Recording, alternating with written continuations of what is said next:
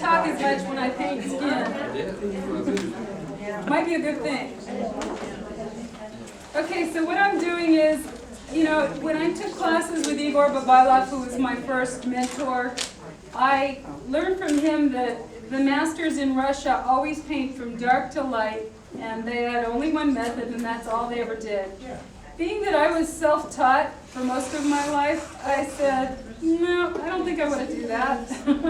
And so you'll see I start somewhere in my middle tones, and I work out from there. So right now I'm starting with just some warm tones that are in the center of the face. Remember, I have a cool light source, so the front of her is in a shadow, and I'm getting a real warm tone in her face.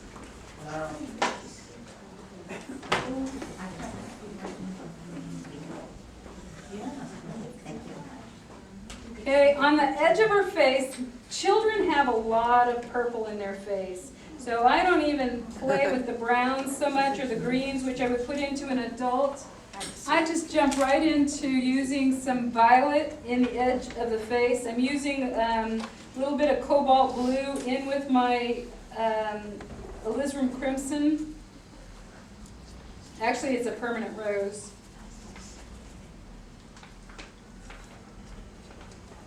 And I get right into those values on the side.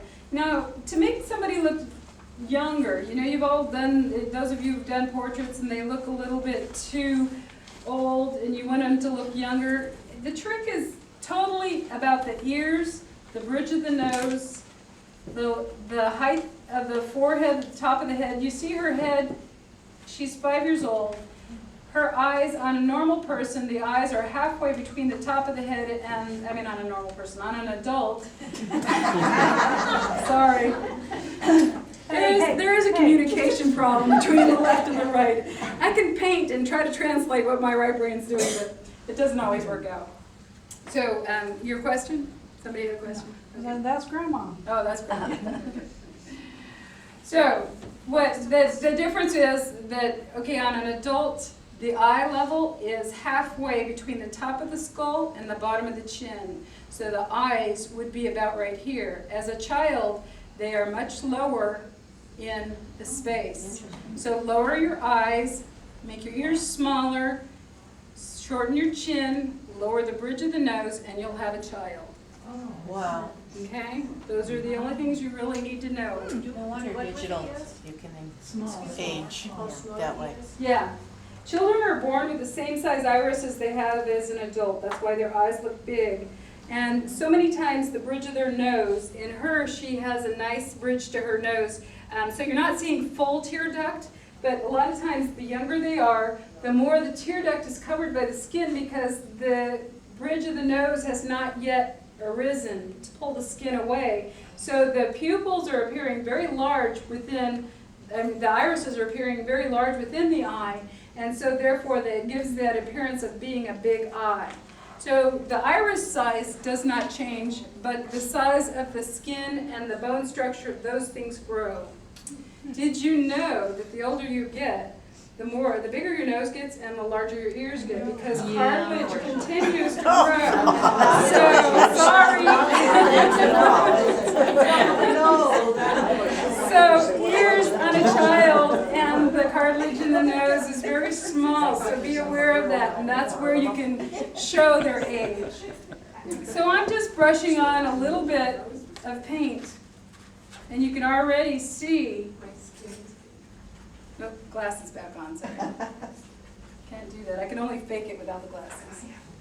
I'm waiting for you to tell us how to make it look younger, an older person look younger. You lower the bridge of the nose. Make the ears smaller, shorten the chin. Lower the eyes. Oh, I've had, you know, it's like I go to a client's house and I'll listen. You have to be a psychiatrist. You're listening to what it is that they complain about themselves, right? So they're going, the man will say, you know, if I could just have a little bit more hair here. You aren't gonna paint my hair that high, are you? So, you know, immediately you gotta paint the hair a little lower. And then somebody will comment, don't put these things in. So eventually I'll go, You know, I do plastic surgery and it won't even cost you more. That's my little joke for them. I'll be happy to leave that out. Cost you more.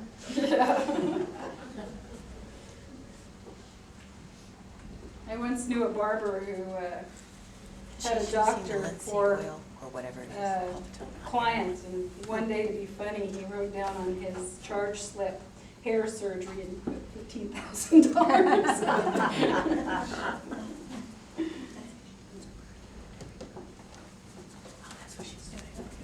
So I'm cooling down my color. I'm just adding a little bit of a green to it because the Viridian is, or actually it's permanent green I'm using. It's got a little bit of a blue tone to it when I add it to the alizarin, probably because the red has blue in it also.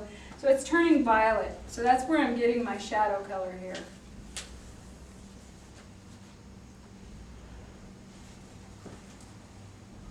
And it's actually not a shadow color, it's a highlight on the shadowed side of the face where the light is coming around from the window. Now I always go into my hair with my skin tone.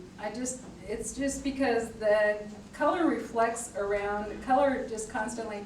A really good example, if you want to learn how color bounces, is to take a white cloth, get a cardboard box, cut out the two sides of it so you have 3 sides or 4 sides to it, 1, 2 sides in the bottom and in the back. Cover it with a white sheet and then take an orange, an apple, an egg, and something white, right? You got the white background, so you have the color of the orange, you have the color of the apple, and you have that egg in there. Look at how that color reflects. You don't paint white, you paint color that reflects from around the world. So with that theory in mind, she has blonde hair, her skin tone is going to be reflecting onto her hair, her shirt's going to be reflecting onto her hair color is going to be reflecting on, so you're going to have bouncing color no matter where you are. Everything in that room is going to be bouncing. So I'm looking for, where does that show up? What am I seeing in this painting? Better paint a little faster and shut up.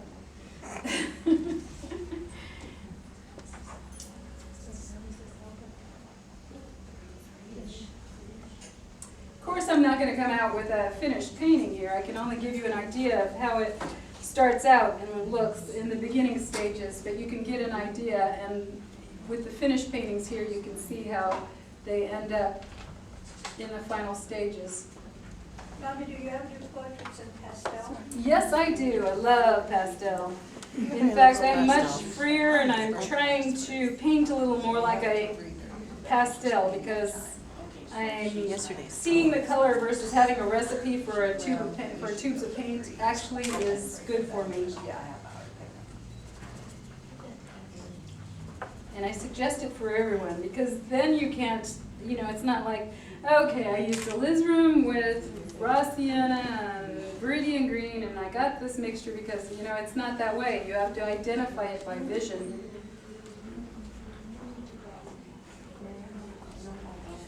I noticed on her easel, she has written each one that she had, each color, with the cloth. How do you clean the easel?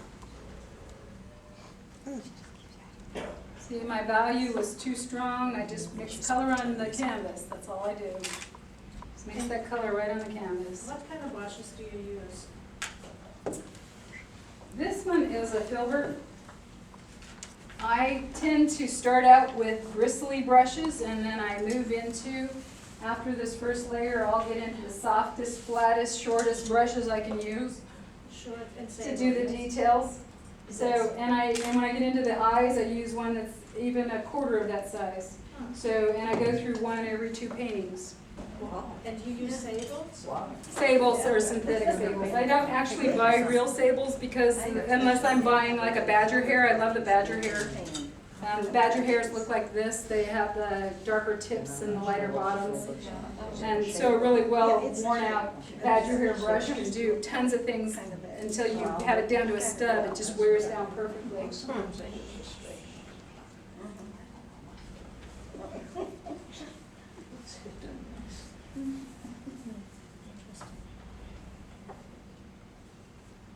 I was writing an article for the American Society of Portrait Artists one year, and John Sandin was up on the stage demonstrating, and so I was writing a narrative about my experience.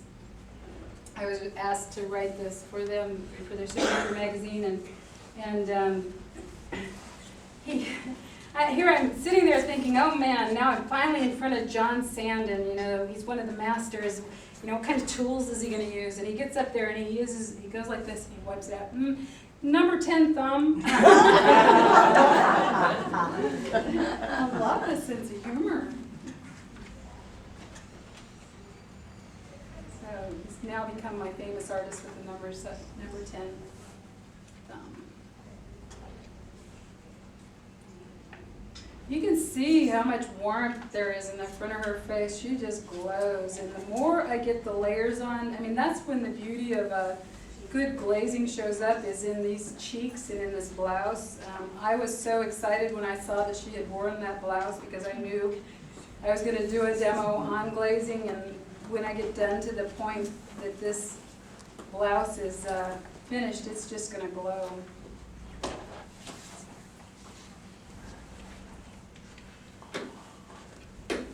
Trick will be making her glow even more. She brought 3 pair of high heels. Oh my gosh, sweet precious. They're all those little plastic plates. Oh.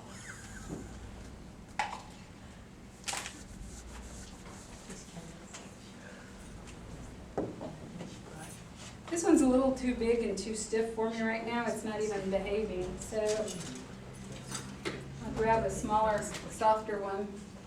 Do you freehand your beginning pictures, or do you?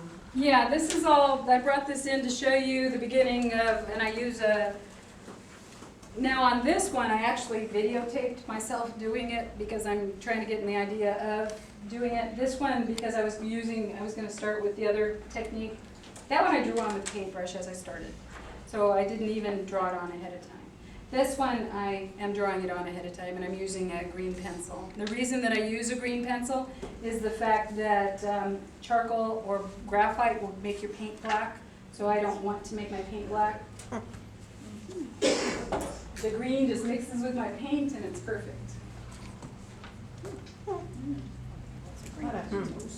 Yeah, I like those. Yeah.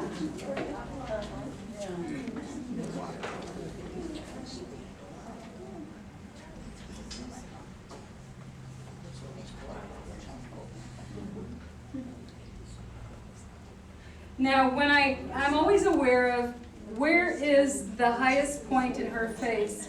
And when I have the chin too bright, I have to tone those areas down, because I need these areas to be brighter. So how am I going to tone it down was my question I just asked myself.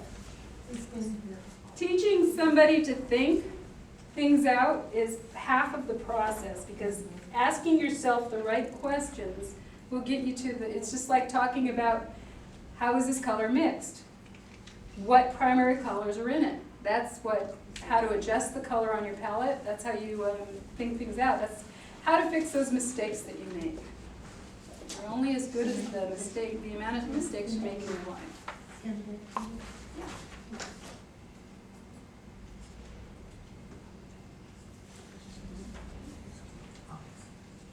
Some people may be born with the wisdom not to make a lot of mistakes, but I'm not one of them. I have a question about your palette. Yes? When you go home, do you put your palette in the freezer? Okay, I brought this one just to show you for that question. I have in the past. I don't recommend putting anything in that isn't tightly sealed, because you have food in there that you don't want to contaminate. Right, right. And I just watched, what was that show last night that cadmium got in there? It's one of those science. Oh. I think it was The Doctor. You know, they had cadmium somehow gotten into their system. These things are great, and they're only about $10, you know, and you know, you can stick them into the freezer, and they're wonderful. Yeah. They're wonderful. Yeah. So yeah, those things are great. Plastic bag on the sides then. Yeah. Yeah. The other thing is, you can use clove oil, and I have used clove oil in the past, and clove oil is actually just, you know, in the pharmacy, the same stuff you would use for a toothache or whatever. Clove oil, 1 drop. Be very careful, not too much. And the reason is because if you get too much, it'll never dry. And all you do is on a pile of paint like this, with an eyedropper, and I wouldn't go for a little pile of paint, I would go just on larger piles of paint, and just put a drop into it, and it'll keep it wet for quite a while, without putting it into the freezer. Yeah. You overdo it, and your paint will never dry on your painting, so don't. You must not overdo it. have cats at home then. I do have cats. Really? And I How do you have a keep your puppy. cats out of your palette there? She's 15. The dog is Oh, the one I okay. have to worry about now. Yeah. She's well trained, but no, I cover them up and I keep Yeah. them up high. That's good, okay.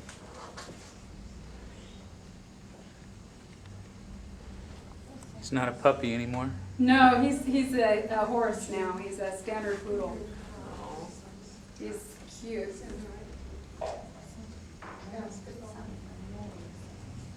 So I'm always looking for value. Where is my value change, and how light is one area relative to another area? What's the temperature? And never paint your face without going on into your neck, because some of those colors you're not going to be able to mix to be the same exact color as the next time you go to your They'll say it on the thing. They say palette. it too. Oh, so I have cadmium, red, regular, hue, or light, or whatever. But it will say One of the tricks that I saw Igor do in his paintings constantly was to lift one eyebrow. As you're working with your client or with a person talking to them, your subject, just watch how they express themselves when they're talking to you. There's usually inevitably one eyebrow that they lift. And that just gives it this little subtle character that you can throw in there. I didn't do it with her because she was so sweet the way she was. But it's just a little idea, you know, every artist has their own little gimmicks, and no matter what capturing the character is about, capturing a personality.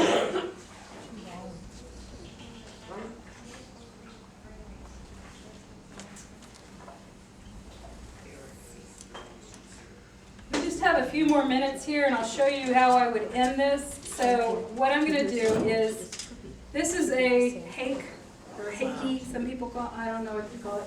Anyway, this brush, hockey, okay, thank you. Marvelous. So this soft, it feels like a bunny's tail. There's also a watercolor mop brush. Now that's an excessive one, and it's really clean because I don't think I've ever used it. it's expensive. But they're fun. No, it was on sale. Going out of business, I think. So this one, I use these to get rid of my brush strokes. Because if you let something dry with a stroke in it, and it's in the wrong place, you're in trouble. You're going to have to scrape it off with a palette knife or something else. So, being that I just barely threw a coat of paint over this just to show you what it's going to look like without, and I'm going to adjust the colors later, I really want to make sure that I get that smoothed out. Because I got brush strokes showing in there.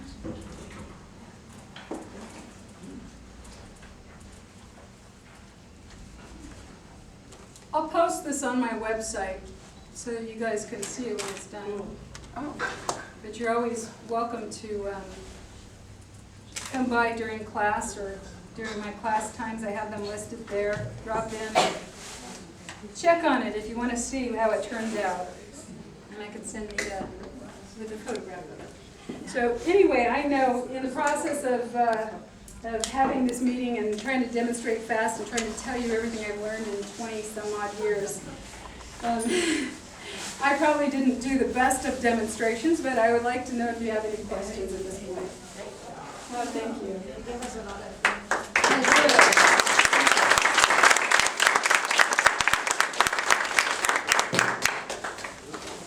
Okay. Wow. Good. Thank you. Any questions? I was asking Nita, the tubes that you use for your, they do say transparent or No, translucent? Some of them will say, you have to just turn them over and look. Most of them will say transparent. The cadmiums are not transparent. So I went from the transparent in the original palette that I talked about that I'm writing my book on to using Nelson Shank's palette where this one's not transparent, that one's not transparent, that one's not transparent. So you can see by how that one's transparent. Can you tell the difference? That one is not transparent. That one's transparent, that one's transparent, that one's semi-transparent. It's the more you paint with them, the more you see. And so it's using almost like oil will make just about anything transparent. So using the oil with it, you can get to learn what works better for you and what doesn't work for you. So if you use that oil, it dries faster too. Yes. It does become sticky if you're using the Galkin over an 8-hour period of painting. By 4 hours, it's going to be sticky. How long is that going to take to dry to go over to another layer? Before you can do another layer over it? I could paint for the next 8 hours on void areas, or paint into them with more oil. If you introduce more oil before normally it finishes drying, they're fine. But you have to learn how to use the oil that way. Okay. So yeah, you can still paint into it.